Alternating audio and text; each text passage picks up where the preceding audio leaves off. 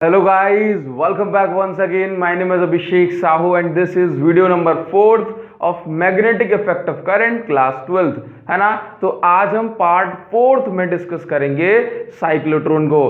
तो वीडियो को स्टार्ट करने से पहले एक बार कमेंट करके जरूर बताओ कैसे हो आप, बढ़िया हालचाल है, सारे मस्त होना है ना। तो सारी चीजें बताओ, उसके बाद आगे बढ़ते हैं। एक और बात कि भाई आज हम पढ़ने वाले हैं साइक्लोट्रॉन। तो जो भी स्टूडेंट साइक्लोट्रॉन पहली बार पढ़ रहे हैं उनको तो हम बिल्कुल अश्योर करा दें कि टेंशन मत लेना, सारी चीजें आपकी एकदम क्लियर हो जाएंगी। और जो लोग दूसरी बार पढ़ रहे हैं, तीसरी बार पढ़ रहे हैं, जिनको कोई डाउट है, उनसे कहना चाहूंगा कि भाई सारे डाउट आपके खत्म हो जाएंगे। आपको कुछ भी नहीं सोचना, कुछ नहीं करना, कुछ नहीं। जब कहूंगा कि बस ये 5 मिनट देख लेना तो बस वो 5 मिनट देख लेना, आपको सब कुछ खत्म हो जाएगा। स्टार्ट करने से पहले एक चीज जरूर कहना चाहूंगा कि भाई आप अपना कमेंट जरूर करके जाएं, ताकि आपका कमेंट रिव्यू बन जाएगा बाकी सारे स्टूडेंट्स के लिए जो इस वीडियो को देखने आएंगे। आपका कमेंट पहले पढ़ते हैं स्टूडेंट, उसके बाद वीडियो को देखना स्टार्ट करेंगे, ठीक है ना। तो अपना कमेंट देके जाना, अपना रिव्यू देके जाना, ठीक है। चलिए तो बात करते हैं साइक्लोट्रॉन क्या होता है। तो साइक्लोट्रॉन एक बड़ा सा और एक बहुत बड़ा सा डिवाइस होता है। क्या? साइक्लोट्रॉन एक बहुत बड़ा सा डिवाइस होता है जो कि चार्ज पार्टिकल को एक्सेलरेट कराता है ना। Accelerate charge particle. एक बार फिर बोलो कि साइक्लोट्रॉन क्या होता है। बोला साइक्लोट्रॉन एक बड़ा सा डिवाइस होता है जो कि चार्ज पार्टिकल को एक्सेलरेट कराने का काम आता है। अब सवाल ये बनता है कि चार्ज पार्टिकल को एक्सेलरेट क्यों कराना है। तो चार्ज पार्टिकल को एक्सेलरेट कराने का मतलब है कि उनकी वेलोसिटी को इतना बढ़ा देना कि अगर वो किसी न्यूक्लियस से टकरा जाए तो उस न्यूक्लियस में वो न्यूक्लियस टूट जाए। जब ये न्यूक्लियस टूटेगी तो क्या होगा। एक बार फिर सुनो कि साइक्लोट्रॉन क्या करता है कि एक चार्ज पार्टिकल को इतना ज्यादा एक्सेलरेट करा देता है कि उस चार्ज पार्टिकल को इतनी वेलोसिटी मिल जाती है कि जब वो इस न्यूक्लियस से टकराएगा तो न्यूक्लियस टूट जाएगी एंड वी विल से कि ये न्यूक्लियर रिएक्शन हो गई। क्या हो गई? न्यूक्लियर रिएक्शन हो गई। अब भला ये न्यूक्लियर रिएक्शन से होता क्या है। तो न्यूक्लियर रिएक्शन जब होती है तो उसमें इतनी ज्यादा हीट निकलती है कि हम उससे कई हजारों लीटर पानी को गर्म करके स्टीम बना सकते हैं। स्टीम बनेगी तो उससे टरबाइन चलेगी तो उससे इलेक्ट्रिसिटी बनेगी। तो हमारा जो एक चार्ज पार्टिकल है वो अपने एक्सेलरेशन से इतने बड़े बड़े काम कर सकता है। इसके अलावा बहुत सारे काम और भी हैं जो आज हम इस वीडियो में डिस्कस कर लेंगे, है ना। तो सिंपल सी बात आप याद रखेंगे कि साइक्लोट्रॉन एक ऐसा डिवाइस है जो कि चार्ज पार्टिकल को एक्सेलरेट कराता है। चार्ज पार्टिकल को एक्सेलरेट कराना मतलब इसकी वेलोसिटी को बहुत ज्यादा बढ़ा देना। जब ये इसकी वेलोसिटी बहुत ज्यादा बढ़ जाएगी, न्यूक्लियर रिएक्शन करेगी, हीट बहुत ज्यादा निकलेगी, वहां से हम बहुत सारे काम कर सकते हैं, ठीक है। तो अब हमारा सवाल ये उठता है कि चार्ज पार्टिकल एक्सेलरेट कैसे करेगा, है ना। तो इस चार्ज पार्टिकल के एक्सेलरेशन के लिए जो हमारा डिवाइस है साइक्लोट्रॉन, उसको आज हमें समझना है, ठीक है। तो देखो साइक्लोट्रॉन दिखने में मतलब जो उसका जो प्रिंसिपल वाला डायग्राम है वो हमें किस तरह से बनाना है, और 2 डायग्राम में हमें साइक्लोट्रॉन को समझेंगे। पहली चीज मैं आपको अश्योर कराना चाहता हूं कि टेंशन मत लेना। अगर आप यहां पर आए हो तो आपको सिखा के भेजूंगा, ये मेरी रिस्पॉन्सिबिलिटी बनती है, ठीक है ना। तो बस 5-7 मिनट का टाइम आपको लगेगा। देखो ये नॉर्थ पोल, ये साउथ पोल, इसका मतलब ये ऐसे रखे हुए हैं, ये नॉर्थ पोल, ये south pole. Magnetic field line कहाँ है? मतलब मैग्नेटिक फील्ड लाइन है नीचे की है। कहाँ है? नीचे की साइड। क्लियर? अब देखो इन दोनों नॉर्थ पोल और साउथ पोल के बीच में यहां पर 2 हॉलो मेटेलिक शेप की 2 डी रखी हुई है। डी मतलब डी का ऐसा स्ट्रक्चर, ठीक है, जो कि हॉलो है, जिसके अंदर चार्ज एंटर कर सकता है, ठीक है। 1 सेकेंड वेट, ये डायग्राम बना देते हैं एक बार, और एक डायग्राम बना लेंगे समझने के लिए भी अगर जरूरत पड़ेगी तो ये हमने बना ली डी, ओके। देखो अब समझना, इसको हमने नाम दिया D1 और इसको हमने नाम दिया D2। ये क्या है? ये ठीक ऐसी हैं, जैसे मान लो एक मेटल की डी हमने ऐसे बना दी जो कि अंदर से हॉलो है, दूसरे मेटल की डी हमने ऐसे बना दी, और इन दोनों के बीच में कुछ गैप है। क्या है? इन दोनों के बीच में कुछ गैप। अब अगर चार्ज को जाना होगा तो चार्ज इसके अंदर भी जा सकता है और चार्ज इसके अंदर भी जा सकता है। तो ये है हॉलो मेटेलिक डी। किसकी बनी है? ये मेटल की बनी हुई है। इसके साथ साथ इनमें लगा हुआ है, इन दोनों में कनेक्टेड है एक बहुत ही ज्यादा यूजफुल डिवाइस जिसको हम बोलते हैं हाई फ्रीक्वेंसी ऑसिलेटर। क्या बोलते हैं, नोट करते जाना, इसको मैं लिख देता हूं हाई फ्रीक्वेंसी ऑसिलेटर। भाई ऑसिलेटर का काम करता है, ऑसिलेटर मींस ऑसिलेट कराने वाला, यहां इधर चला मैं उधर चला, समझ गए ना। इसका मतलब का हाई फ्रीक्वेंसी ऑसिलेटर का मतलब यह है कि ये जो है पोलैरिटी को चेंज करता है। क्या करता है, चेंजेस पोलैरिटी ऑफ डीज, इन दोनों डी की पोलैरिटी को चेंज करता है। एक बार इसको पॉजिटिव बनाएगा, एक बार इसको नेगेटिव बनाएगा, फिर अगली साइकिल में क्या करेगा, मतलब अगली हाफ साइकिल में, नेक्स्ट हाफ साइकिल में क्या करेगा, इसको नेगेटिव बना देगा, इसको पॉजिटिव बना देगा, फिर इसको पॉजिटिव इसको नेगेटिव, एंड ये जो पोलैरिटी है वो बदलता रहेगा। मतलब पहली हाफ साइकिल में इसको पॉजिटिव नेगेटिव बना दिया, फिर इसको नेगेटिव पॉजिटिव बना देगा, ऐसा ये ऑसिलेटर करता है, मतलब ऑसिलेट कराता है पोलैरिटी को, एक बार यहां एक बार यहां, है ना। ये क्या है भाई, एक सेकंड में ये काम बहुत ज्यादा बार कर देता है, इसलिए हम इसको बोलते हैं हाई फ्रीक्वेंसी ऑसिलेटर, मतलब इसकी फ्रीक्वेंसी बहुत ज्यादा हाई है। क्लियर है इतनी बात। चलिए अब हमें कुछ नहीं करना, सिंपल सा एक बेसिक प्रिंसिपल को समझना है कि अगर मैंने कहा, मैंने ये जो डी है मेरे पास, ये दोनों डी हैं, अगर मैंने जो है ना यहां पर पॉजिटिव चार्ज दिया, यहां पर इसको पॉजिटिव, यहां पर नेगेटिव, तो क्या बनेगी भाई, तो बनेगी इलेक्ट्रिक फील्ड। ये देखो मैंने चार्ज दिया इनको कुछ इस तरह से, ये मेरे पास जो डी है, चलो ये मैंने इसको चार्ज दिया पॉजिटिव, इसको चार्ज दिया नेगेटिव, तो इलेक्ट्रिक फील्ड बनेगी। और इलेक्ट्रिक फील्ड कहाँ बनेगी, इन दोनों के बीच में जो गैप है, वहां इलेक्ट्रिक फील्ड बनेगी, क्योंकि ये मेटल है, तो हम समझते हैं ये दोनों डी मेटल की बनी हुई है, और हम जानते हैं कि इलेक्ट्रिक फील्ड मेटल के अंदर एग्जिस्ट नहीं कर सकती। तो आपको लिखना है भाई, electric field can not exist inside metal. अगर हम यहां पे इसको पॉजिटिव इसको नेगेटिव बनाएंगे तो इलेक्ट्रिक फील्ड बनेगी, जो कि केवल कहां पर होगी, जो कि केवल इन दोनों के बीच में जो गैप है, केवल जो गैप है वहां पर इलेक्ट्रिक फील्ड होगी। आपको ये बात ध्यान रखनी है, आपको ये बात याद रखनी है, ठीक है ना। तो क्या बोलोगे, electric field can not exist inside metal, इन दोनों के अंदर इलेक्ट्रिक फील्ड होगी ही नहीं, इसके अंदर वाले शेप में इलेक्ट्रिक फील्ड यहां पर है ही नहीं, एक बात याद रखेंगे। लेकिन मैग्नेटिक फील्ड होगी, क्योंकि मैग्नेटिक फील्ड कैसे, ऊपर नॉर्थ पोल नीचे south pole, magnetic field metal में बन जाती है ना। तो क्या बोलोगे, मैग्नेटिक फील्ड कैन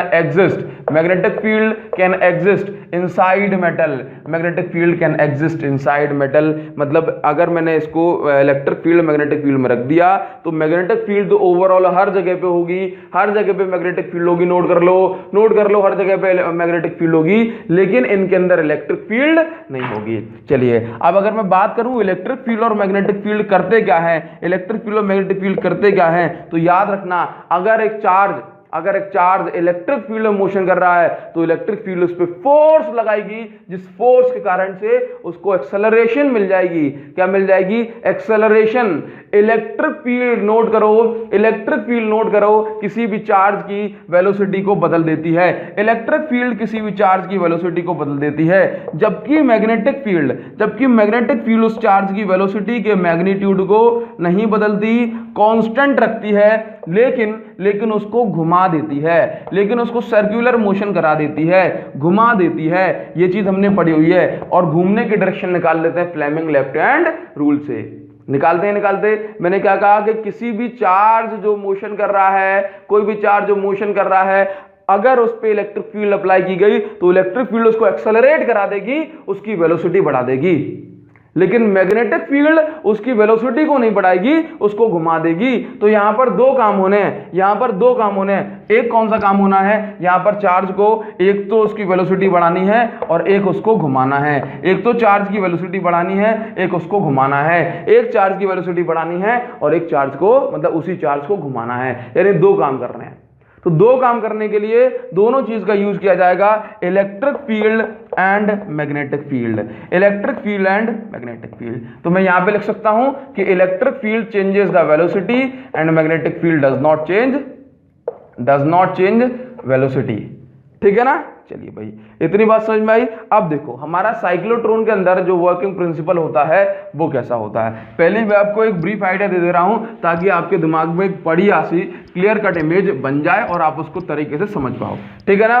टेंशन मत लेना। देखो साइक्लोट्रॉन के अंदर क्या किया जाता है, एक चार्ज पार्टिकल को इस तरह से घुमाया जाता है, इस तरह से घुमाया जाता है और ये इसका पाथ बड़ा होता जाता है और बहुत स्पीड से घुमाया जाता है। जब इसकी जो रेडियस है बहुत ज़्यादा फैल जाती है और ऐसे घूमते घूमते इसको बहुत ज़्यादा एनर्जी और वेलोसिटी मिल जाती है तो उसको डायरेक्ट बाहर निकाल दिया जाता है और उसको पार्टिकल और जो भी इसका टारगेट है उससे टकराया जाता है। एक बार फिर और सुन लो कि साइक्लोट्रॉन के अंदर एक पार्टिकल को साइक्लोट्रॉन आता है। आपने सुना होगा भाई मौसम खराब था साइक्लोट्रॉन आ रहा है, ठीक है ना। तो वही साइक्लोट्रॉन जैसा ये हालात बनते हैं, मतलब यहाँ पर इसको ऐसे घुमाया जाता है और घूमते इसकी वेलोसिटी इतनी ज्यादा हो जाती है कि इसको डायरेक्ट बाहर निकालेंगे तो अब ये किसी न्यूक्लियस को तोड़ सकता है। समझ गए। तो ये इसका वर्किंग प्रिंसिपल है।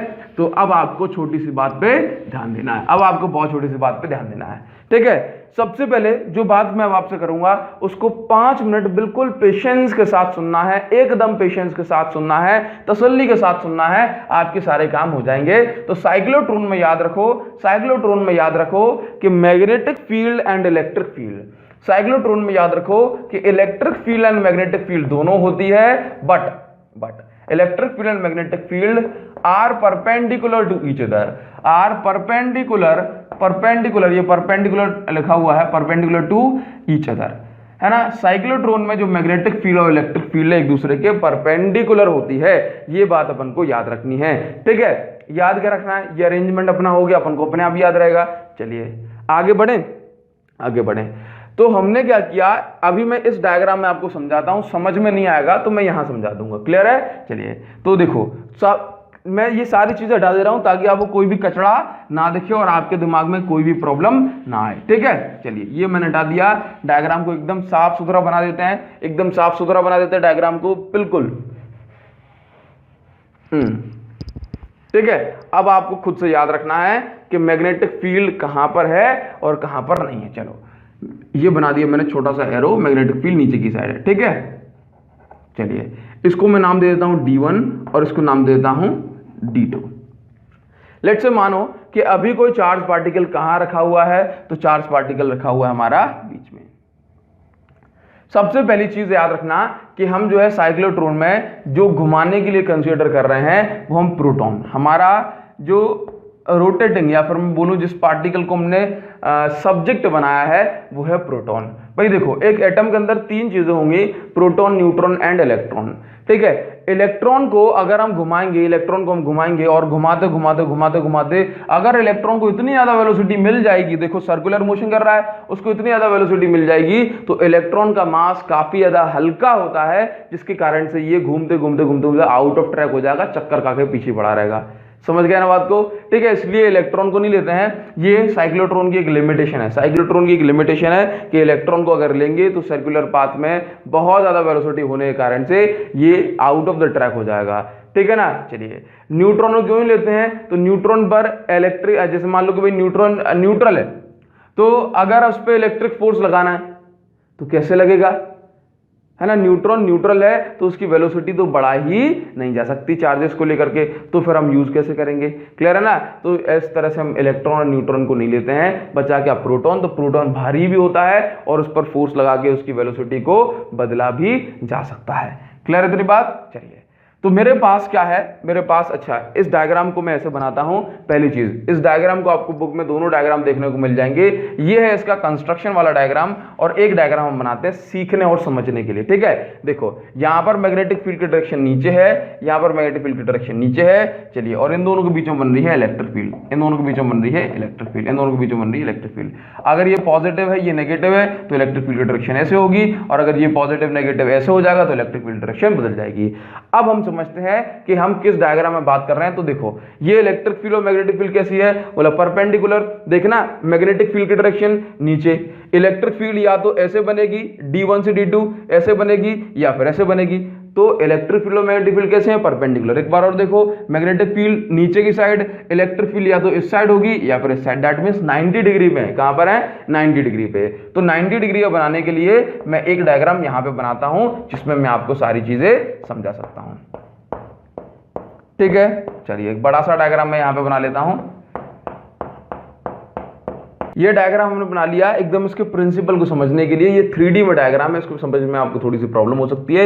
ये 2D में है तो इसमें आराम से क्लियर कर लेंगे, ठीक है ना। देखो तो मैग्नेटिक फील्ड इसमें अंदर की साइड है और इलेक्ट्रिक फील्ड अपनी इस साइड है, तो 90 डिग्री बन रहा है। चाहे आप ऐसे कंसीडर कर लो चाहे आप ऐसे कंसीडर कर लो, होना 90 डिग्री चाहिए, ठीक है। तो देखो इसमें समझने की कोशिश करते हैं। देखना कि सबसे पहले मैंने क्या कहा कि मैग्नेटिक फील्ड इसमें अंदर की साइड और जो है इसकी जो एक चार्ज रखा हुआ है जो कि पॉजिटिव चार्ज है। कैसा चार्ज है? पॉजिटिव चार्ज है बीच में, ठीक है। तो सबसे पहले हमने एक काम किया, इस पॉजिटिव चार्ज को गोल गोल और वेलोसिटी ज्यादा देने के लिए हमने इसको यहां पे रखा, ठीक है। ये अपना पॉजिटिव चार्ज है, समझ रहे हैं इसको। एक बात, हमने इनिशियली इसको वेलोसिटी दी इस डायरेक्शन में, पॉजिटिव चार्ज है, हमने इसको इनिशियली वेलोसिटी दी इस डायरेक्शन में। तो जरा सोचने की कोशिश करो कि मैग्नेटिक फील्ड अंदर की साइड, वेलोसिटी दी हमने इसको इस साइड, तो फोर्स कहां लगेगा? ऊपर की साइड। मैग्नेटिक फील्ड अंदर की साइड, वेलोसिटी दी इसको इस साइड, यहां पे मोशन कराया ना, तो फोर्स कहां लगेगा? ऊपर की साइड। तो इसका मतलब है कि मैग्नेटिक फील्ड इस पे ऊपर की साइड फोर्स लगाएगी तो ये ऐसे घूम जाएगा, ऐसे नॉर्मली घूमेगा। लेकिन एट द सेम टाइम जब मैग्नेटिक फील्ड इस पे एक्ट कर रही है तो इस पे इलेक्ट्रिक फील्ड भी एक्ट कर रही है ना। देखो मान लो कि इस समय इसको पॉजिटिव और इसको नेगेटिव बना दिया गया, ये पॉजिटिव ये नेगेटिव, तो फिर इलेक्ट्रिक फील्ड भी यहां से यहां बनेगी, इलेक्ट्रिक फील्ड भी यहां से यहां बनेगी। तो देखो तो मैग्नेटिक फील्ड तो इसको घुमाने का काम कर रही है, जबकि इलेक्ट्रिक फील्ड इसकी वेलोसिटी बढ़ाएगी। तो अगर सिंपल मैग्नेटिक फील्ड लगती रहती तो ये चार्ज यहीं के यहीं घूमता रहता। लेकिन क्या हो रहा है, इलेक्ट्रिक फील्ड भी लग रही है, मतलब वेलोसिटी को बढ़ाया जाएगा, तो ये चार्ज ऐसे चक्कर लगाने की जगह अब इसकी रेडियस बढ़ जाएगी तो ऐसे चक्कर लगाएगा।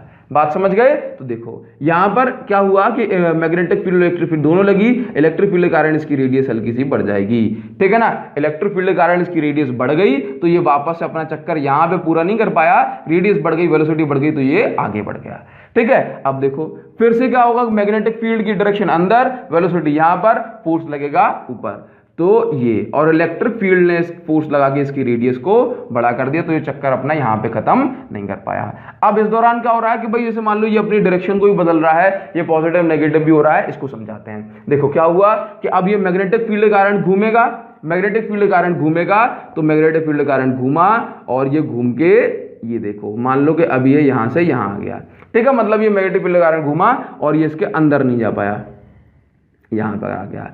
अब जरा सोचने की कोशिश करो, ये पॉजिटिव चार्ज है क्या? ये पॉजिटिव चार्ज जो घूम रहा है, ठीक है। अब इसका मेन काम स्टार्ट होता है। अभी तो घूम रहा था, इलेक्ट्रिक फील्ड मैग्नेटिक फील्ड दोनों लग रही थी। अब देखो ये पॉजिटिव चार्ज जो घूम रहा है, जब ये पॉजिटिव चार्ज यहां पर आता है तो इसकी जो इलेक्ट्रिक फील्ड है उसको ये पॉजिटिव बना दिया जाता है और ये वाली डी को नेगेटिव बना दिया जाता है। बोला क्यों? क्योंकि ये जो ऑसिलेटर है ना, इस पॉजिटिव चार्ज जो हमारा सब्जेक्ट है उसको उल्लू बना रहा है, उसको बेवकूफ बना रहा है। बोला कैसे? देखो जब इसको जो है ना, जब इस प्रोटॉन को मतलब लालच दिया जाता है, जब इसको यहां बुलाया जाता है तो ये नेगेटिव हो जाता है, ये प्रोटॉन पॉजिटिव है, नेगेटिव लालच में आ जाता है और ये पॉजिटिव हो जाता है, तो इस पे इस डायरेक्शन में फोर्स लगता है, ठीक है। अब इस पे इस डायरेक्शन में फोर्स लगा और जैसे मान लो इसको यहां भेजना होता है तो ये पॉजिटिव ये नेगेटिव हो जाता है, मतलब ये नेगेटिव ये पॉजिटिव हो जाता है। तो मतलब इस प्रोटॉन को बेवकूफ बनाया जाता है,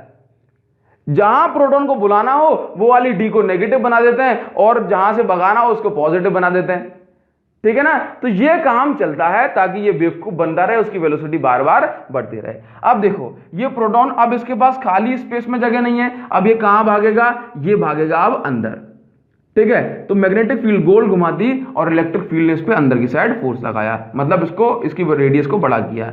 अब देखो नोट करना कि जब ये इसमें देखो यहां पे भी इसकी वेलोसिटी बड़ी है, हमने मेजर किया यहां पर, तो हमने देखा कि जब ये अब इसके पास कोई रास्ता नहीं है तो इसकी रेडियस बड़ी हो गई, तो अब ये डी के अंदर घुसेगा। तो जब ये डी के अंदर गया तो इसकी जो वेलोसिटी थी वो थी बी, इसकी भी वेलोसिटी थी, ठीक है। जब ये डी के अंदर, जब ये D1 के अंदर एंटर किया चार्ज, क्योंकि D1 हॉलो है, तो जब ये चार्ज D1 के अंदर घूमते घूमते एंटर करेगा तो D1 के अंदर क्या नहीं है?